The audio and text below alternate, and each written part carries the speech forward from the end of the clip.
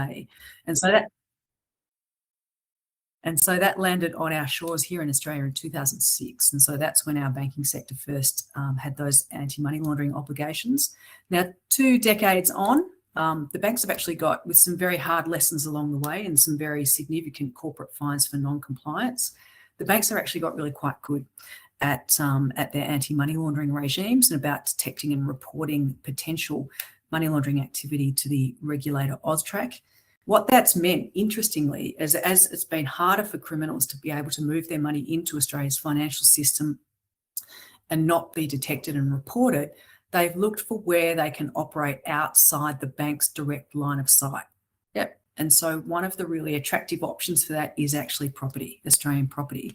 And if you think about it, criminals can move a whole lot of cash in one transaction because property is expensive. Property is a secure asset and it's highly regulated. So when they put their money in there, they know it's going to be, ironically, it's going to be safe, it's going to be secure. And also at the moment, they can take advantage of the fact that in the property transaction end to end, so from the start, from listing for a vendor, buyer comes on and makes an offer right through to settlement, at the moment, all the parties that they engage is to facilitate that transaction. It's only the banks that are screening for money laundering risk.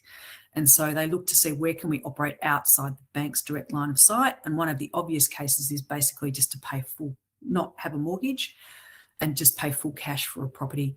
And 25% of property transactions in Australia are actually not financed by a bank. And so that allows criminals to be able to avoid the bank oversight. So that is the gap that the expansion of the anti-money laundering regime is closing on the 1st of July, because the government is expanding that obligation to look for and report money laundering risk to lawyers, conveyancers, real estate agents and buyers agents in the property transaction.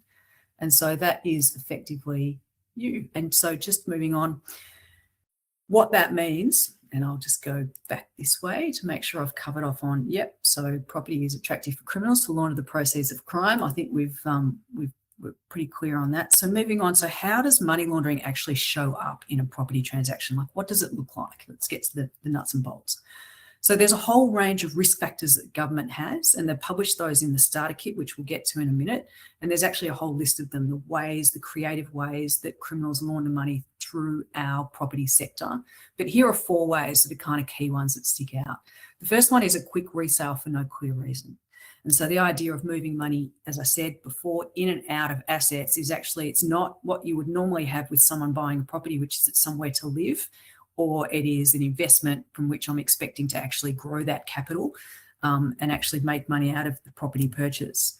Criminals are just doing it to hide their money and to move their money through assets. And so one of the ways in which that surfaces in a deal could be a quick resale for no clear reason. And I just realised that I've got to put my time on. So no clear reason for a quick resale. And so a vendor sort of bought 12 months ago and now they're selling. It's not your normal case of, say, it's a tradie who's done a renovation, improved the capital value of the property and now is looking to make a profit, or it's not someone who all of a sudden had a change of life circumstance and is moving overseas and needs to sell. They're all valid reasons for a quick resale, but what you'd be looking for in terms of could this possibly be money laundering is that there is no obvious reason that stands out. So quick resale for no clear reason. Funds do not fit the buyer. So it's the classic scenario of where a buyer turns up and they have, say, for example, a cash purchase, $1 million cash purchase. But what you know of the buyer and the buyer's profile and the property that they're buying, it doesn't quite stack up. So based on what you've seen in your decades of real estate, the real estate business, and you have seen the entire spectrum of human behaviour, I'm sure, with buyers and sellers, what you're seeing with this particular buyer just doesn't actually fit the normal pattern. And when it doesn't fit the normal pattern, if it's outside of that, there's no clear explanation as to why. So again, comes back down to the whole point of this regime when it's applied to the property sector is not requiring you to prove that there's any criminal activity going on, let alone money laundering. And it's not even to actually say that this buyer or seller is lying. It's really just to identify that this sale or purchase or this person involved in this sale or purchase, based on my professional judgment, just doesn't quite stack up. I've sought more information about this buyer that's engaged me about this property or about this seller who's looking to list through us. But based on my experience, my decades of experience, there's something that just doesn't quite seem right with this transaction. And that is what this regime is all about. This is what the regulator's looking for from you. It's looking for information. It's looking for intelligence. It's not looking for you to stop a transaction or be law enforcement at the coalface of buying and selling property in Australia.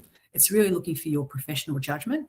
And then the regulator, AUSTRAC, then adds that to all of the data points that they have from a whole stack of sources. And I think they've got millions, possibly into the billions of data points around potential money laundering risk. You are feeding into that. And the observations that you make on buyers and sellers in the field are actually really important to law enforcement, which is why they've gone to the effort to expand this regime. I might just pause there and just see if there's any questions before I keep going, Aaron, that are worth addressing at this stage. Nothing super topical just yet. One from me. I don't know if this is the right point to butt in with this, but one thing I've thought about is, are you aware of anything that's coming out from AUSTRAC in the way of education for the general consumer? I definitely foreseeing some challenging conversations for all of the agents and brokers out there dealing with this and implementing these changes within the workflow, and then the buyer or the seller getting frustrated at these questions that they're asking and how they're interjecting and things like that. Is there some sort of public education campaign that's on the cards that you know of? I know you're not from AUSTRAC, so I don't expect you to know all the details, but have you got wind of anything coming out? So I don't have anything concrete to tell you. Maybe that's one we can come back to in responding to some of the questions, because it is a good one. I have seen some of the large agencies. I think Sean Doyle from Compliance Officer at Ray White, he posted on LinkedIn. I think they've got a campaign. And I think some of the industry bodies are also working on some materials that you can actually present to customers. So, it's coming from an authoritative source. Not to say that your agency is an authoritative source, but obviously coming from industry bodies and from large brands, that could be helpful. So not that I know of about AUSTRAC, but I'll come back to you on that and confirm. But there are certainly others who are looking to provide, because you're right, that's going to be, for buyers and sellers, it's going to be questions that they haven't had when they've bought and sold previously. This is a change coming through. And it's really important that they know that this is not an individual agency making this decision to collect this information, but it is actually a legal requirement. Yeah, gotcha. Yeah. There is a question in there that's popped up that's super relevant to what you were just talking about, Kate. I've just assigned it to you, the one relating to, can you see those fine on your end? Can't. Do you want to read it out to me? Yeah, it just says, it's from Mandy. She says, you talk about years of experience, which is very true about what we have seen, but what about new young people coming into the industry? Yeah, that's the end of that question.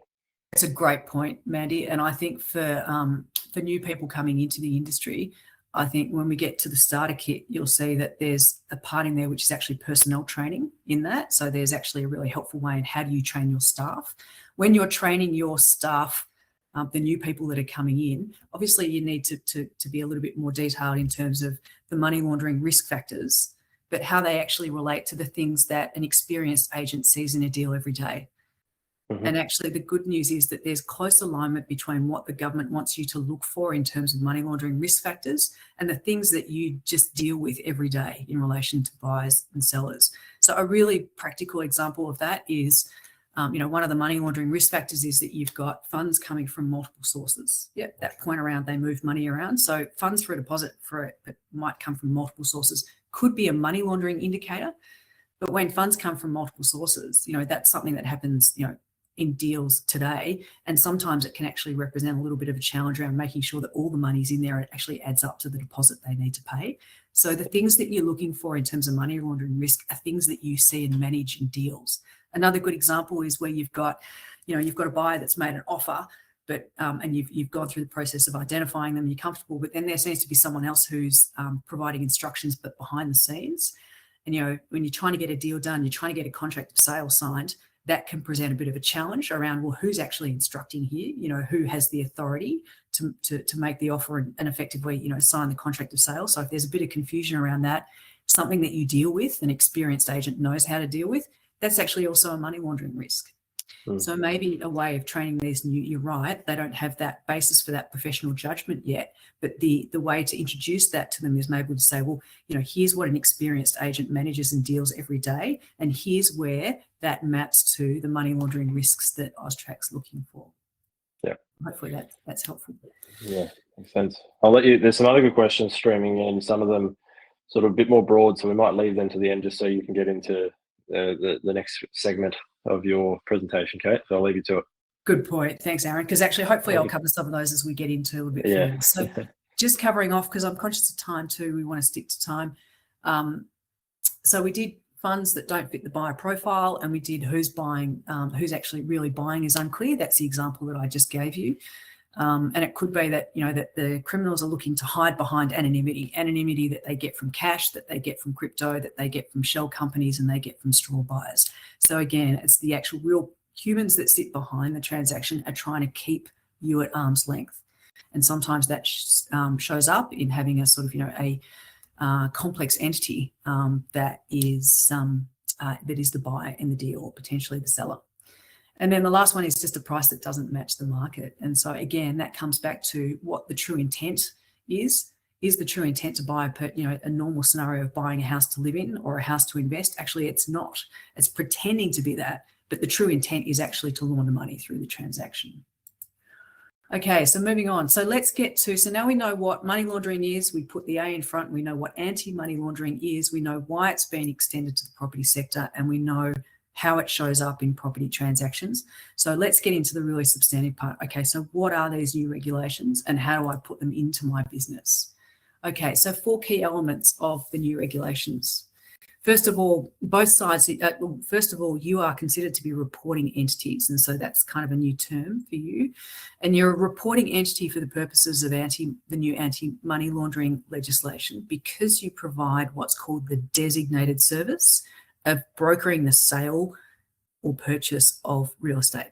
So I know I've just thrown a whole lot of compliance terms in there, but you are reporting entities, and that's not because you're a real estate agent per se, so it's not classified the type of business you run, but it's the service that you provide. So noting that's the sale and purchase of property, it's not leasing or renting. That's out of scope. So what that means is that you're required to do money laundering risk assessment on both the buyer and the seller. And that money laundering risk assessment needs to start at listing for a vendor. So the Form 6 or Form 6A that you use to onboard the vendor. And then for the buyer, when you then effectively onboard the buyer at that point of when an offer gets made and accepted and a contract of sale gets signed. Now it starts at listing, and then it goes right through to when the business relationship ends. And I know that sounds like a compliance government term, and it is, but practically what that would mean is that, settlement has gone through, funds have been transferred, the asset ownership has been registered on the title has been registered with the Land Registry Office, and also the deposit funds have been dispersed. And we know that can probably does often happen after settlement has gone through. And the last thing to note is that you'll hear with this regime, there's a lot of kind of compliance terms. We've tried to strip them out of this pack and really talk to you practically around the terms that you're familiar with. One of the terms you will hear, though, is that this regime is risk-based. And the reason why this is an important one for you to understand is that it describes the way in which the regime has been designed to be proportionate. Practically, that is that a real estate agency that's operating in rural Queensland does not have the same money laundering risk as a real estate agency that's operating at the top end of town in sort of, premium luxury properties in Brisbane. And so the money laundering risk is different, profile is different, and so therefore the obligations will be lesser for the agency that has less exposure. Yep. So you're operating in luxury properties in Brisbane, you're more likely to be exposed to things like foreign buyers, you're more likely to be exposed to, say, cash purchases, you're more likely to be exposed to complex entities that are actually, buying and selling. So that means that your risk profile goes higher, so your obligation to screen is higher as well. So you will hear that term risk-based sort of used frequently, and that's sort of practically what it means. Okay, so this is sort of just building on what I said before. If we look and see when does the obligation start and when does the obligation end, this obviously maps out at a very high level the different stages of the property transaction.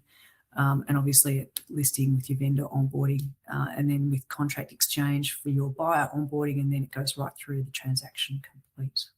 So I might just pop there. Is there any questions that have come up, Aaron, that we should address before we get into the program? There's one I can answer from Mundir. He said, does every agency need to register with AUSTRAC before July 1? I am going to go out and say, yes, you do. That is 100% needs to be done through the AUSTRAC website. There's an enrolment link. I'm just going to put that in there in that chat for you, Mundir, and we will send that out in the questions off the back of this. But there's links everywhere for everyone that needs to enrol. All agencies do need to enrol. If we just go to it, it'll come straight away, so you can get started on that. There's some questions about the requirements for business brokers. Kate, do you want to touch on that now, or do you want to do that more at the tail end? I might do that at the tail end, just because we'll keep the flow going. But just to say, it's actually a good prompt, so thank you to the person that put that in. So I talked about the brokering of sale and purchase of property as a service that is a designated service under this regime. Same for the brokering of sale or purchase of a business in exactly the same way is also captured by this regime. So the same obligations apply to do your due diligence, to do your risk assessment if you provide services that facilitate the sale and purchase of business, to do a risk assessment of your services, see how exposed you are, write that into your program, put controls in your business, and do due diligence on the people that are buying and selling that business. Yep. So there's a lot of parallels, but I will be clear at this stage. I'm going to be talking specifically about property, but happy to sort of further down the track to maybe talk about what's different for the sale and purchase of the business. Yep. Awesome. Great. So how are we doing for time? I think we're doing well, 10:30. So what I'm going to do is spend the next 10 minutes, actually, we're going to anchor in the government support for how you put your program together. So this is the really practical part, 10 minutes of the session, and I hope that's going to be helpful. So we've gone through what money laundering is, through property, and now we're up to how do we actually put it into our business. Now, the money laundering, when the government was looking at expanding the anti-money laundering regime to property, I mentioned that 20 years ago, they did it for banks, and they made multiple attempts to try to. They did appropriately. The industry bodies raised concerns around how big and hefty the anti-money laundering regime is, and how much of a burden that would be, particularly for the property sector that's predominantly small business. So, addressing that issue, the government developed this starter kit. And so the starter kit is effectively the on-ramp for businesses that have 15 or less staff. It's a kit, and a kit effectively is a collection of documents and templates that are effectively step you through how to put your AML CTF program in place and the changes that you need to make in your business. So it is effectively your anchor for how you can comply with this regime. And the government have, so you can see I'm here on the AUSTRAC website, and I'm in the page which is effectively the getting started on the starter kit. And we're now going to step through what the different components of that are. So first of all, and I encourage you to just jump onto this page and use this page, as I said, as your anchor going forward. So it starts off with just a description of what the starter kit is, and then it moves down to here before you start. And before you start, it has a link then for you to confirm that you're regulated. So confirm that you are providing the designated service. Real estate agencies are, but it's good just to, if you click into that link and just go through that process, so you can, that question and answer process, just so you can be sure, and then come back here and say, get ready to enroll with us. So back to Aaron's point, you need to be enrolled by the 1st of July. So that's a good thing just to get out of the way now. And it will take 20 minutes. Just click on that link, go through and enroll as a real estate agent, and you will be then effectively enrolling as a provider of that designated service. Kate, can I just butt in there? We've got a few brokers chiming in that want to follow on, I think, at home with the starter kit. Is this the real estate program starter kit, because they're effectively fall under a real estate license? This is applicable to brokers, this starter kit. Is that correct? That's a good question, actually. I think this is specifically for real estate. So it's not, because I'm looking down the left. I'm not sure for apology what brokering of sale and purchase of business. Let us come back to you after the webinar. Okay. Get some clarification from that. But even so, listen along, because so the starter kit effectively is the scaffolding for how you comply, and a lot of that will apply regardless of what the designated service is. Yep. Yeah. So the fundamentals that I'm about to go through apply to you, regardless of whether it's buying, selling business or property. I thought that might be the case off the back of what we went through. A lot of it, like there's some specific things, but a lot of it is applicable regardless of the specifics of the transaction. So yeah, that's good to hear, and relevant for some of the brokers chiming in. So all good. Definitely. We'll come back with some of the exceptions later. Okay, so then who is the starter kit for? And as we mentioned before, the government actually have, I'm not sure why it's 15 people, but that's the cutoff. What it means for if you have more than 15 people, employees in your business, it doesn't mean that the starter kit is not applicable. Absolutely it is. Remember, the starting kit is the building block. It's the foundation. But what it means is that with more than 15 people, you're more likely to have a more complex business. And with a more complex business, then your exposure to money laundering risk is likely to be greater than what the starter kit is designed for. So what that suggests is that definitely have a look at the starter kit, because as I said, the building blocks still apply, but you'll probably need to do more work to understand what your exposure is as a more complicated, more complex business. And that could be just that you've got multiple branches, you've got a more complex structure, potentially with EBUs, you've got more exposure to high value property purchases, and it's that delta that you will need to do an assessment on. Okay, but because it's relevant to everyone, let's get into then what the starter kit is. There we go. It's got, if your business doesn't meet all of these characteristics, what you will need to do.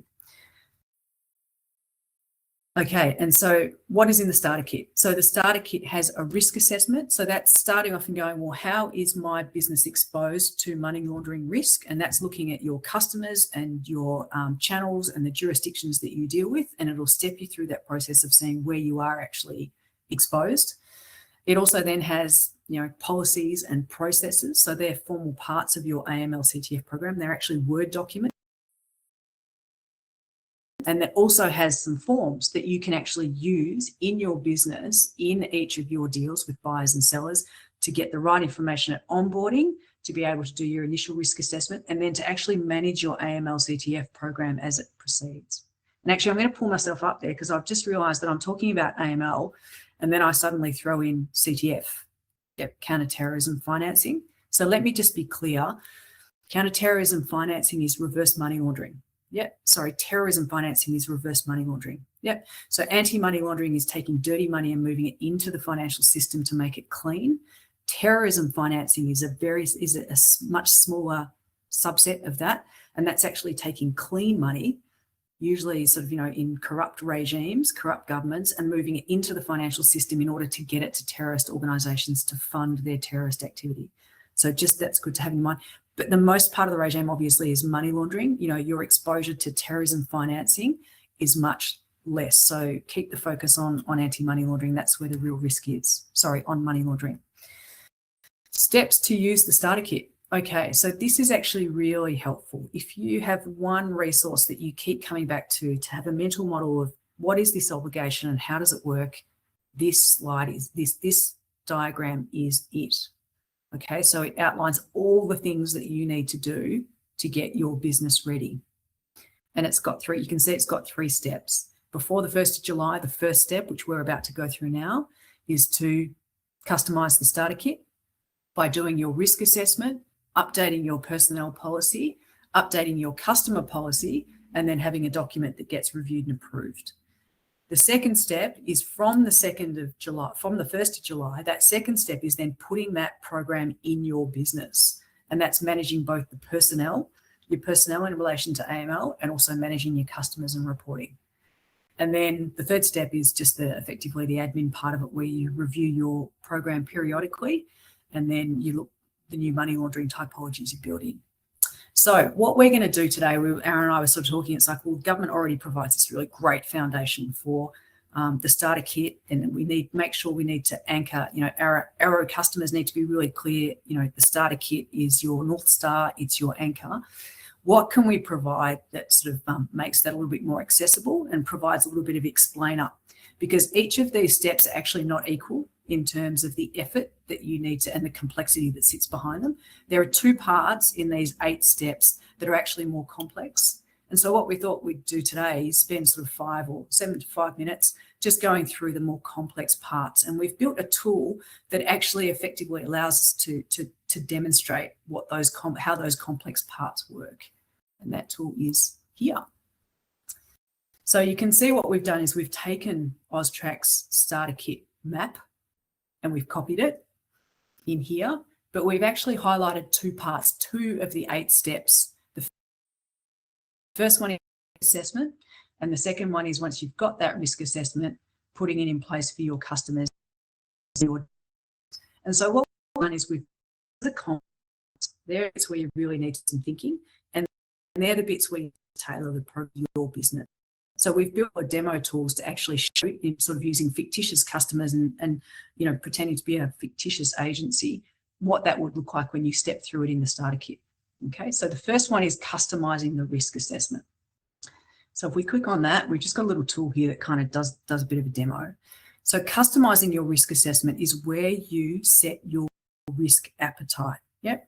And so this step runs through in the starter kit, runs through the money laundering factors as a business, each of us to decide whether you're going to manage that, accept that risk and manage it. So do due diligence to effectively manage it through the transaction, or whether you're going to actually decide that you want to avoid that risk altogether.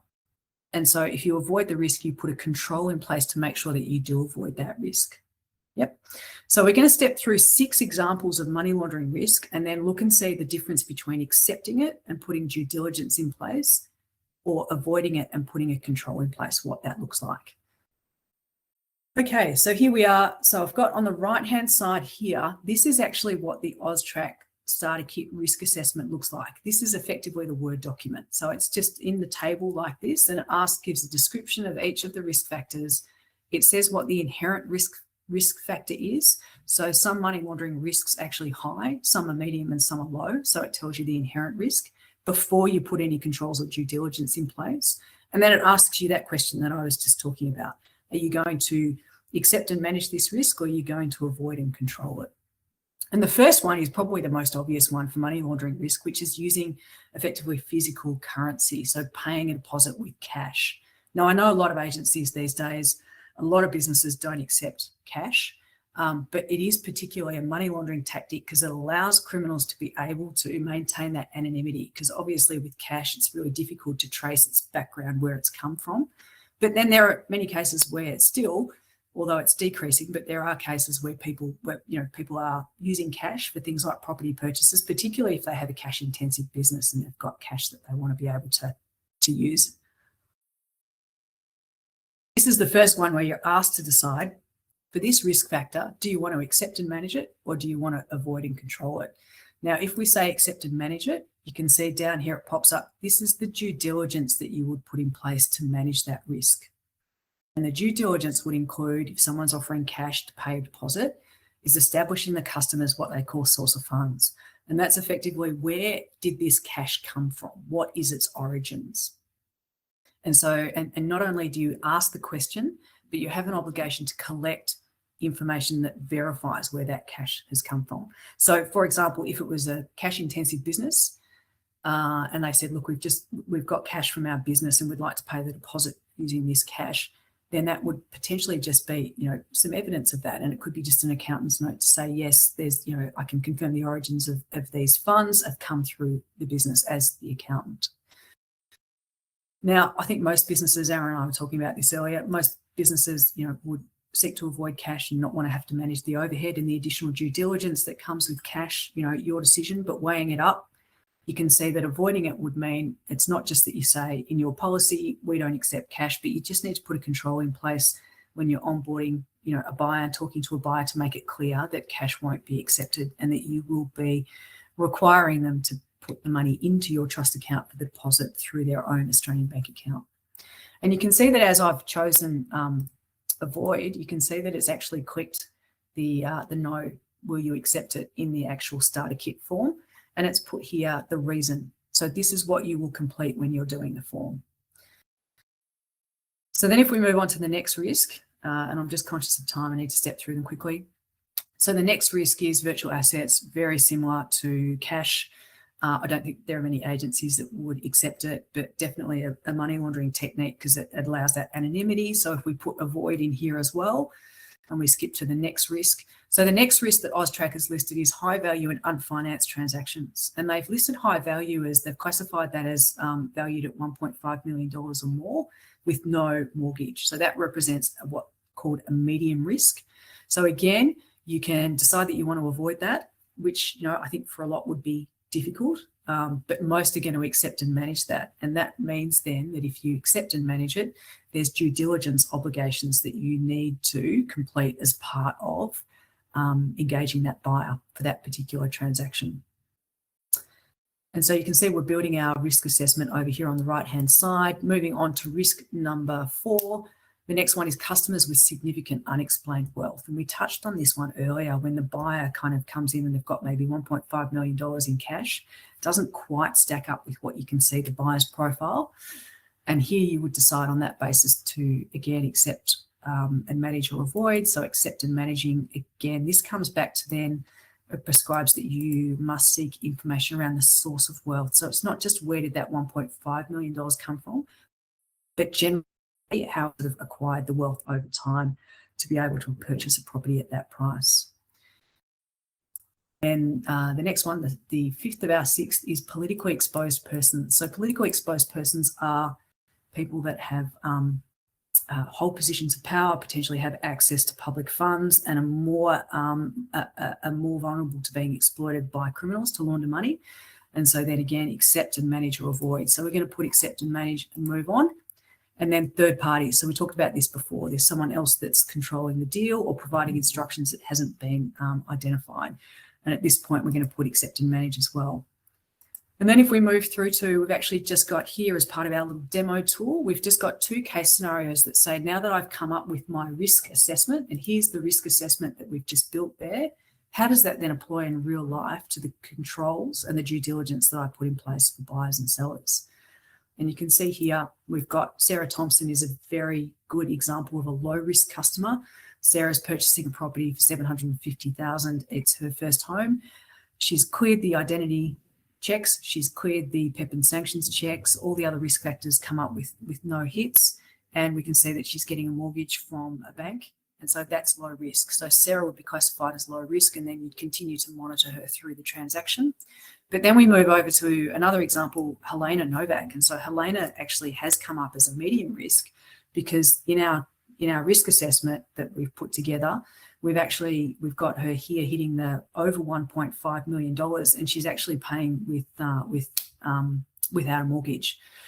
And so that then means that we have to do some extra checks on Helena. So in Helena's case, that actually ends up being the fact that she's buying this property because she's just sold a business, and that's how she's come to accumulate the funds to be able to buy it outright. So again, that might just be gathering evidence from her accountant or a record of the sale of the business, just to get that verified data point to confirm Helena's circumstance. And then it's having Helena as a medium risk and then monitoring her as the transaction progresses. And so hopefully that's been helpful for you. We've said, here's the starter kit, going back here. This will anchor you in what you need to do. Go through the 3 steps. When you get to customizing the risk assessment and you get to actually managing the customers with that risk assessment, we hope that this tool that we've actually developed and sort of run through as a kind of demo with some mock examples kind of helps to give you a mental model about how you do those parts of the AUSTRAC starter kit. It's really there to help everyone visualize what's in the starter kits and in the program documents. Is that right, Kate? Exactly. It visualizes it a little bit better, puts some real world scenarios in there to make sense of some of the big blobs of content in those documents. So, exactly, that's right. Yeah. Sorry, you go. No, I was just going to say there's a lot of documents there, so keep coming back to the map, to orientate, because it can get a bit confusing. Yeah, for sure. Is that that tool that you've put together, are those questions, obviously there's some specifics in there that are very property specific. I keep coming back to this business broker thing because I'm really keen to try and get some information out. We don't have to do it now, but maybe that we send something out after. But do you think the questions in that tool are, because they are a little bit more high level, they're applicable to to business brokers, and to help them visualize the specifics of the program? Definitely the specifics of the program. So the customer due diligence elements there and doing a risk assessment. What is different is actually what they call the typologies, which is the money laundering tactics. So the money laundering tactics that we've just been through in the tool are specific to property, but some of them carry over to sale and purchase of the business, because you can think it's a high value asset. Both of them are high value assets. So things like third party that's controlling it, things like the deposit coming from multiple sources, things like, are the buyer and seller related? Is there kind of like some collusion going on? Are they offering to buy the business significantly or over or under market value? A lot of those carry through, Aaron. I think probably more than we would suspect. It's just been what we have stepped through is actually specific to property, but a lot of it will be relevant to business. Yeah, cool. No worries. Me and you'll touch base on that, and we'll get something out to all the brokers that are on the webinar, and try and simplify that for them as well. So all good. I'll let you keep going before I rattle off some questions for you. Terrific. All right. So just so we've been through a lot of content over the last sort of just over 45 minutes, and we're so pleased that so many of you are able to join. I hope it's been helpful. Just 5 key things to take away, I think, just to emphasize of all the information that we've given you. If you keep these 5 things in your head, dirty money hides well in property, which is why the government's expanding the AML laws to property transactions. From the 1st of July, you become a reporting entity. Get on and enroll, get ready, and then jump on that AusTrack website and put aside 3 hours on a Saturday afternoon just to go through the starter kit and fill out those forms, do that risk assessment, and then have a way of putting AML into your business. Just that it's both the buyer and the seller, so to be clear about that. And I've covered off enroll, get the foundations in place. Don't be trying to make it perfect. The kit is actually pretty exhaustive. Do your best efforts. AusTrack have used those words. We want to see best efforts for day one. And if you're doing these things, if you are enrolling, if you have a compliance officer nominated and registered, if you've done the starter kit, been through that, and you've got a program and you are putting it in place in your business, and you are ready to be able to report any suspicions, they won't have a problem with you. That will be meeting what's defined as best efforts. And the idea is, to Aaron's point earlier, get that in place for the 1st of July, run it for 12 months. And we know that this regime, it's just going to improve over time, and we're going to get more familiar with it and be able to do it more efficiently and effectively. So don't aim for perfection on day one. Just get something in there that aligns with the starter kit and works in your business. And then the last point, the 5th one, is really important. The whole regime, it's not designed for you. It's not expecting you to catch criminals. It's not even expecting you to say someone's lying. The whole point of it is for you to know what to look for in these new risk factors, and then have a process in place to be able to detect that and report it when you see it. That's it. I hope that's been helpful. Yeah, very good. On to the questions. Okay, awesome. I'll get straight into it and start rattling some stuff off here. I'm going to stick with the ones that I think are going to resonate with more attendees. There's some specific things in here that will come back to everyone on after the webinar. First one is, what happens to the contract if something is identified? Does it not go through to settlement? Okay, very good question. Okay, so as I said before, this is not about gathering evidence of criminal activity. It's not about gathering evidence that someone is lying. It's about identifying where a deal doesn't quite stack up. And that does not mean stopping transactions if you identify something that doesn't stack up. So the idea is that there's a third party operating here. I've been trying to get some information around who they are and how they're related to the buyer or the seller. But look, I'm just not clear. It just doesn't fit the normal pattern of transaction. That's something that you would report, but you continue with the transaction. Similarly, I've got a deposit coming in from multiple sources. It's just not the usual pattern that I see, and there's maybe one source that's coming in from overseas. I've done some enhanced due diligence, gathered some further information, but I can't really see everything that's going on, and it doesn't fit, again, my normal pattern of how these things work based on my years of experience. And so that would then be providing that information through to your compliance officer. Your compliance officer will then understand the mechanics of how you'd go through and report that as a suspicion.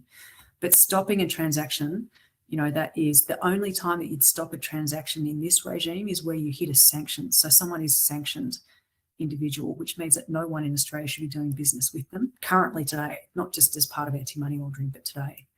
Yeah, that was something that blew my mind. Like early days, talking to you about all of this movement is that the transaction should proceed. They want it to go through. It's just about flagging and identifying these risk factors. So very good.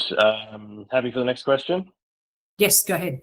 Awesome. Timing on contracts. So Josh has just asked here, is it required to be undertaken for sale contracts signed prior to July 1, but will settle after July 1?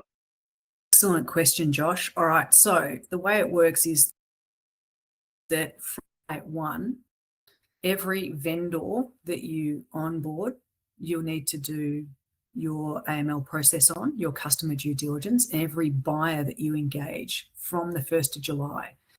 So what that means is that if you've got a transaction that starts today, so the 2nd of June, and you onboard the vendor today, and then in 4 weeks' time after the 1st of July, you then onboard, you've got a buyer for that property, you would do the due diligence on the buyer, but you wouldn't need to go back and do the due diligence on the vendor that you onboarded today.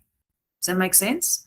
So you don't need to go back and say, for all my what's called in-flight deals, I need to go back and do due diligence in this process on the ones that I've already onboarded.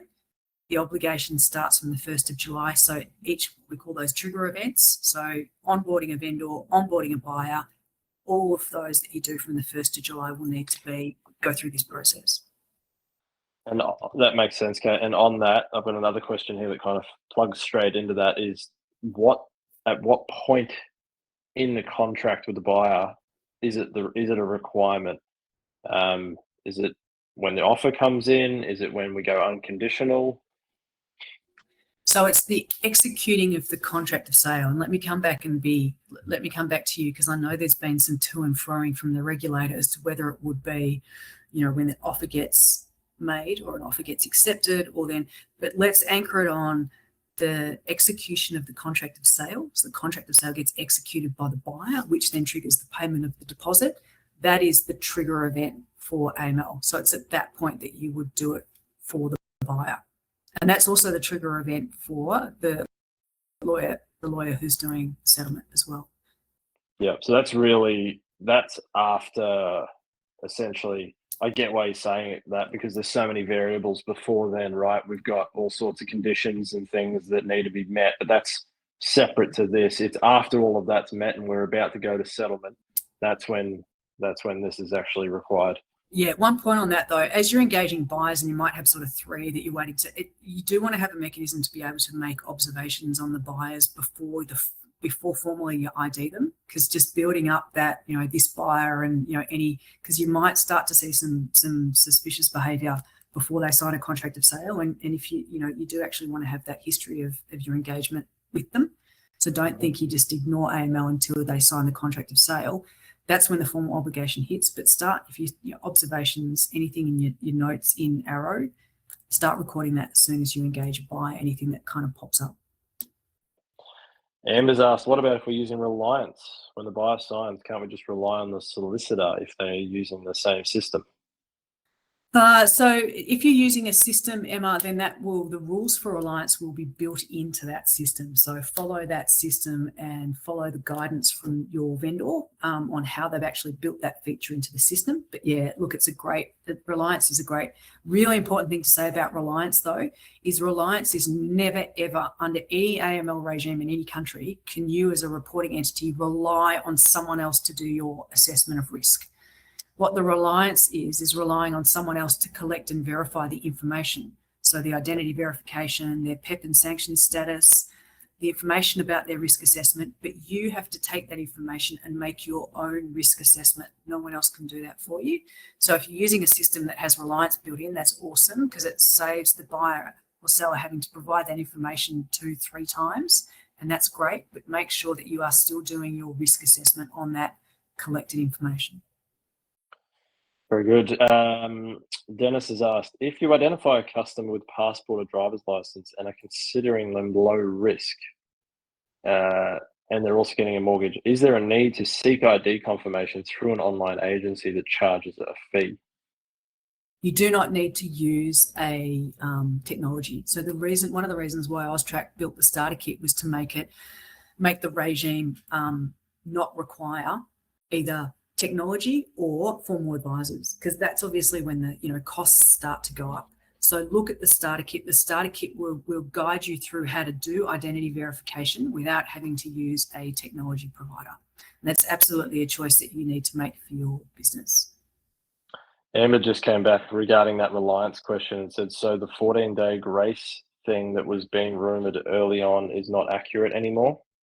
So Emma, it is. So it's called delayed verification, and what it is there's a rule that AUSTRAC put out, and it said that that if you are for a buyer, so not for vendors, but for a real estate agent that's doing customer due diligence on a buyer, normally what you would have to do is you'd have to do it before delivering the designated service. But this 15-day, actually, I think it's been extended to 30-day. I'll come back on that. But this extension gives you 30 days to do your customer due diligence. And that's allowing time for the lawyer in the transaction to be able to collect the information and share it with you. So again, that sort of the grace period is on you doing your risk assessment. It's giving you more time to collect information, but it's also allowing more time shared in the transaction. If that makes sense. So you need to do your risk. You still need to do risk assessment within 30 days or 3 days before settlement, whichever is earliest. Awesome. I think we're going to have to try and wind it up. We've got one of it's a bit weird, but the webinar tool I think cuts off at an hour, so I don't want to cut you off halfway through. I just want to say to everyone that's sending through questions, there's some fantastic ones streaming in now.